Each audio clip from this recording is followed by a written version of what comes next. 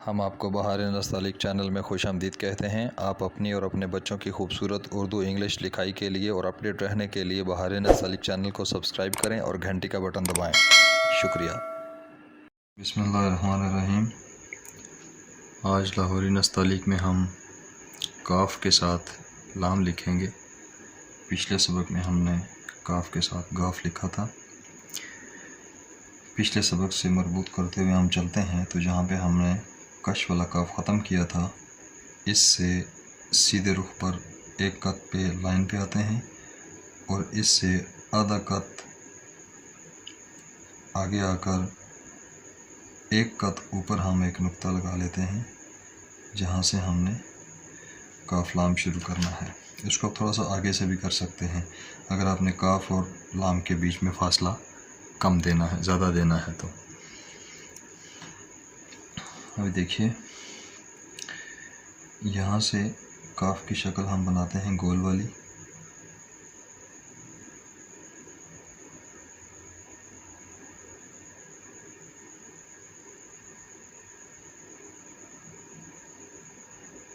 यहाँ पे इसकी कमर बनाएंगे और यहाँ से इसका दूसरा हिस्सा बनाएंगे और इस बात को जहन में रखते हुए कि जहाँ पे मैं हमेशा बाकी हरूफ में या अल्फाज में मैं एक कत का गैप बताता हूँ, इसके बीच में अपने पौने कत का गैप रखना है। ये अगर एक कत का गैप रखेंगे तो ये बड़ा लगना शुरू हो जाएगा। ये लाइन पे हम इसका नीचे वाला हिस्सा बनाएंगे।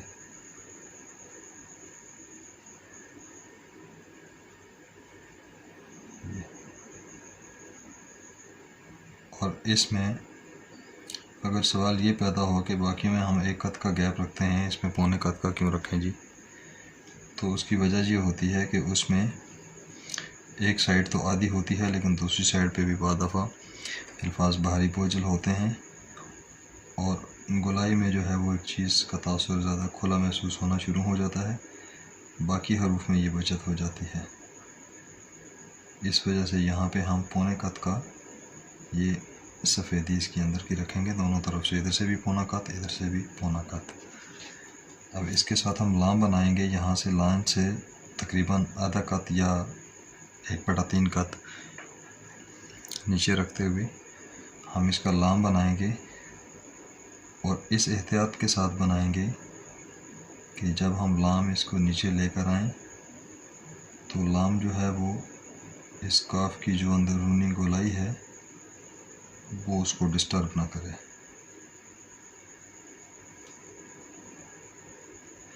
अब यहाँ से जब हम इसकी 4 कत की कश देते हैं तो इस कत का जो ताल्लुक़ है वो जो काफ की गोलाई है उसके साथ है, अलिफ के साथ उसका रब्त नहीं होना चाहिए।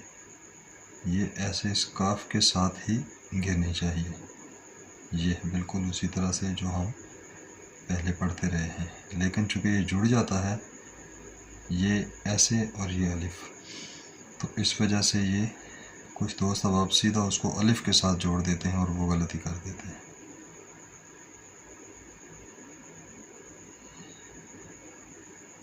ये थोड़ा सा दोबारा देखिए, इसको डार्क कर दूं।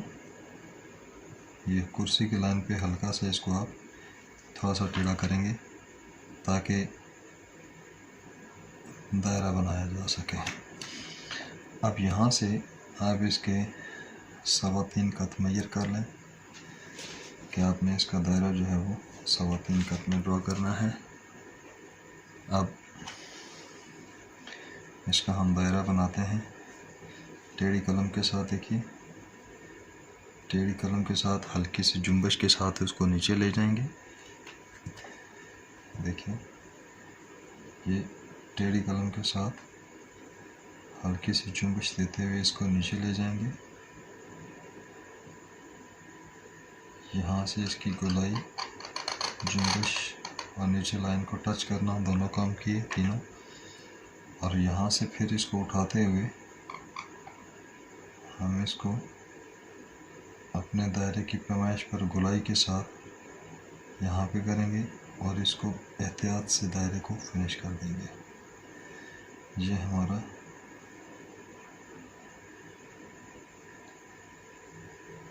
लाम का दायरा आ गया। कमियां रह जाएं तो आप टच करके आप उसको पूरा कर लें और इसको ज़्यादा खूबसूरत कर लें। ये हमारा कल हो गया।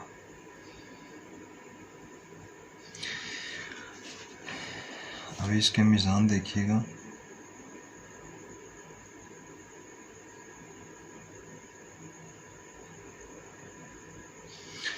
ये जो हमारी कशिश है ये 4 कत में है और जो दायरे का इस तरह और इस तरह का साइज़ है वो अंदर का पौने कत में है। और काफ से जो हम ये लाम की शक्ल ऊपर ले गए, काफ से कितना ऊपर ले गए, ये हमारा सवा कत बनता है। यहाँ से अगर मैं मेजर करूँ तो ये 1.5 और ये सवा, ये नीचे वाली जो पैमाइश है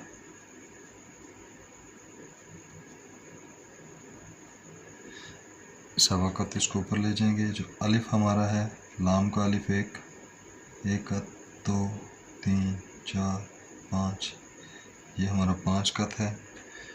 दायरा हमने 3.25 कत में बनाया, लाइन से 1 कत नीचे छोड़ दिया। ये हमारे लाम की पैमाइशें हैं। अभी इसमें 1-2 बातें बहुत ही संगीन गलतियों वाली डिस्कस करेंगे। इसमें हमने काफ की जो शक्ल बनाई उसको हमने आधा बनाया और ये भी आधा बनाया। अभी देखिए हमारे कुछ दोस्त अब इसको ऐसे बना देते हैं पूरी कलम के साथ। पूरी कलम के साथ काफ बनाएंगे और ये भी हिस्सा पूरा बनाएंगे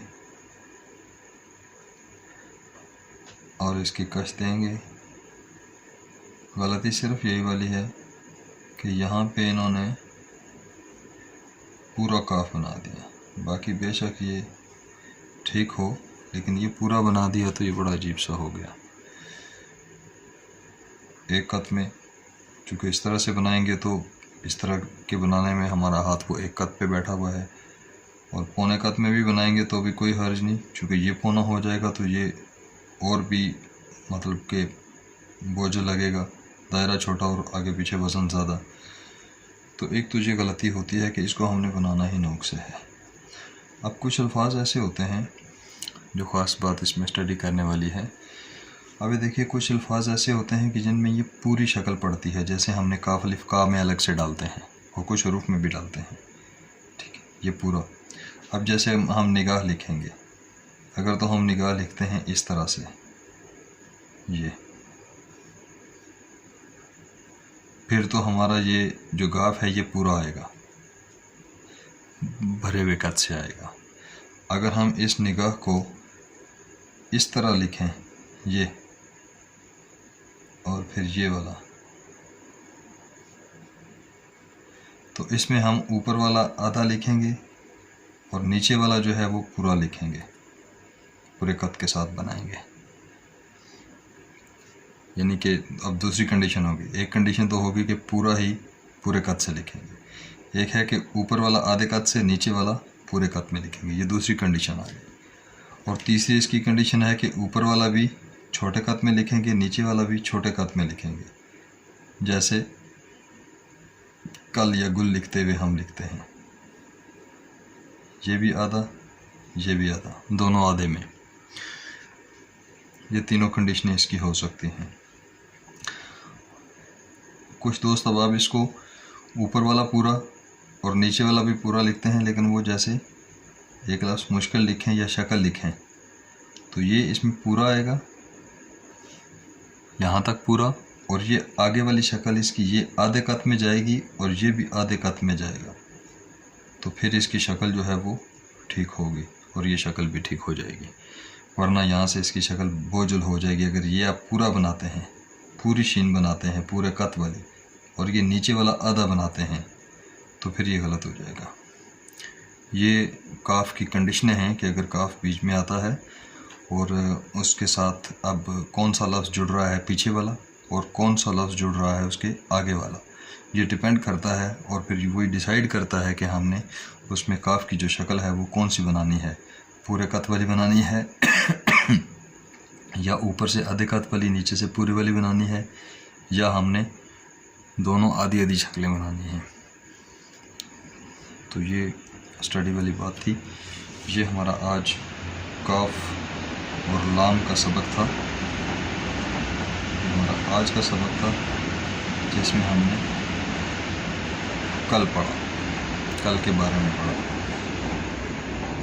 अगर आपको बहारी नस्तालिक चैनल से फ़ायदा हो रहा हो तो आप ज़रूर इसको सब्सक्राइब भी करें और इसकी वीडियोस को लाइक भी करें, शेयर भी करें, ताकि जितने भी दोस्त अहबाब हैं वो इन वीडियोस से मुस्तफ़ीद हो सकें।